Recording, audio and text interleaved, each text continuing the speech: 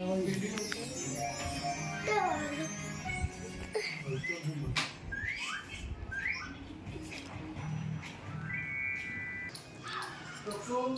લેવાના, એના અંદર જરૂર મુજબ ગોળ નાખવાનો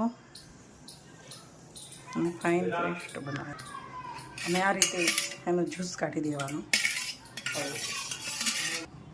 જ્યુસ કાઢ્યા પછી લીંબુને આ રીતે એને દેવા, આ રીતે મીઠું અને એમાં આ રીતે રગડી